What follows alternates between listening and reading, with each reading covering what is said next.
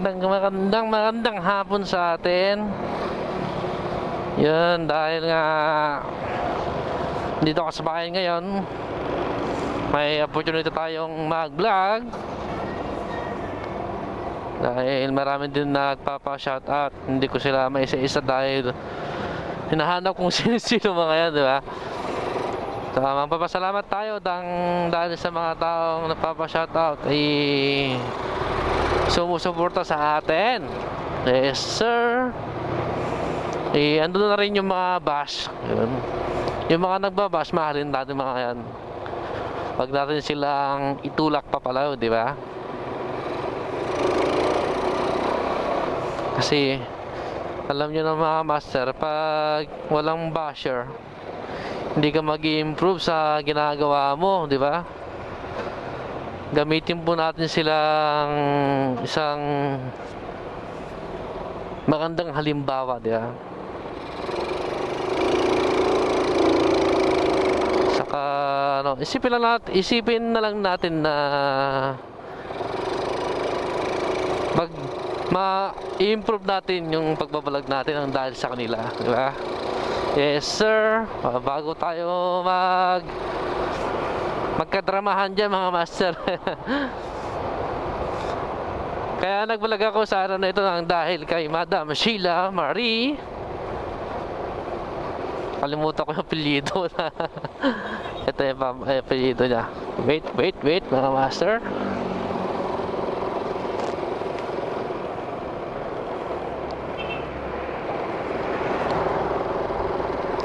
So, dito lang. Medyo itong kaya yung mga master ha, nagdadrive, nagsiselfone. Oh. Yun. Sheila Marie Pequinto. Yun. Ay nagpapa-shoutout saka nagpapabati dahil birthday niya sa Monday. Anong date ng Monday kaya mga master? Yan. Itatak na lang dyan sa kalendaryo. Yun, happy birthday Ma'am Sheila Marie ng Pequinto. Ay, Ma'am Sheila Marie Pequinto, apelyido niya pala yung mga master. Shout out po. Yan, lang dahil lang sa kanya mga master nagbulag ako para yung request niya ay mapagbigyan natin, di ba? Tsaka mabait niya mga master. Tsaka kung makakasama nyo, hyper. Gusto nyo ba makita kung anong tsura? Oo na mga master, papakita natin yan.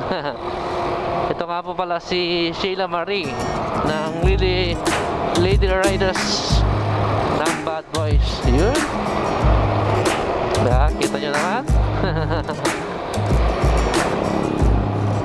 Oh, Ma'am Sheila Marie ha, wala ka na masasabi dyan.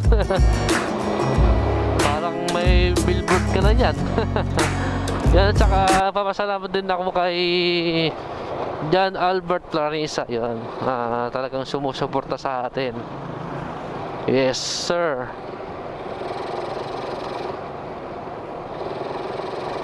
Saka kay Sir Richard ng supervisor ng Sintrum Fuel dyan sa Salay, sa Sintrum 1. Yan. Saka sa mga kamaster natin dyan sa Sintrum 1,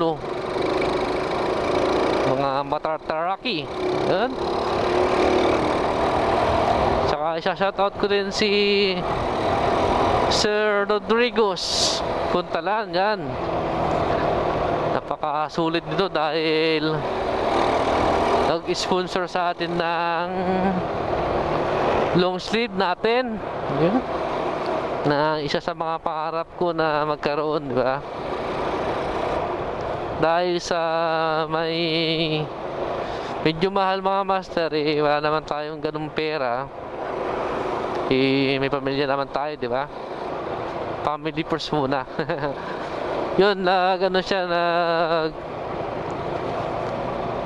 nag-offer na sponsoran tayo ng long sleeve Saka grabe grabe na may taong ganyan na sumusuporta sa atin. Kasi kita nyo na mga master, hindi naman ako talaga vlogger na ano na di ba? Alam nyo naman na yan. Kaya maraming salamat kay Rodrigos Puntalan. Makakabawi rin tayo dyan. Saka sa pagpunta natin mga master sa kanyang shop, dahil madami siyang shop mga master, yan po sa Tarlac. Yan po yung talagang main na pwesto niya. Nagkalat po kasi kilalang kilala po siya saka legit po talaga na magaling gumagawa ng mga long sleeve, kahit anong ipagawa basta regarding sa sa BEARHAUZ, ganon, sa rides. Legit po mga master. Saka mura po siyang maningil. Kasi noong unang-una mga master ay tinatanong ko kung magkano yung ganito, magkano yun. Mura po talaga. Lalo po yung sa pag-layout ng kanyang, yung doon po sa long sleeve ko mga master, the best po talaga yung pag-layout niya. Saka hindi ka talaga tatagain. Ewan ko lang po mga master sa iba, di ba? Si best image experience po mga master, matagal na rin ako sa kanya nagtanong.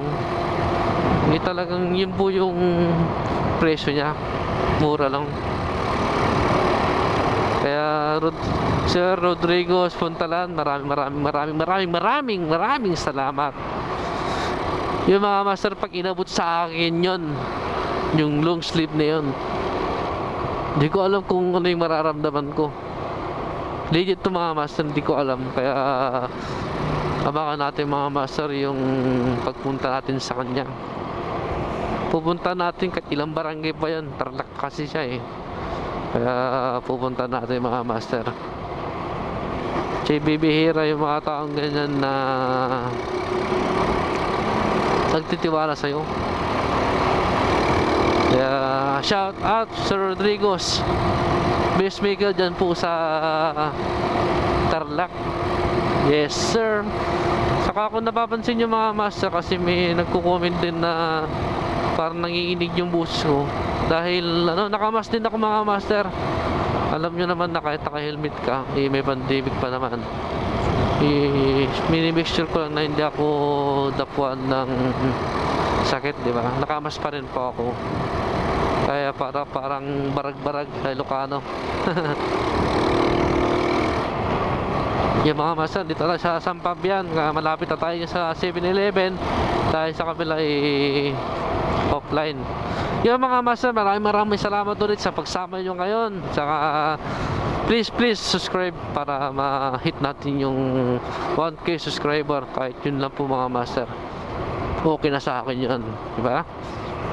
Bye bye mga master, ingat po tayong lahat.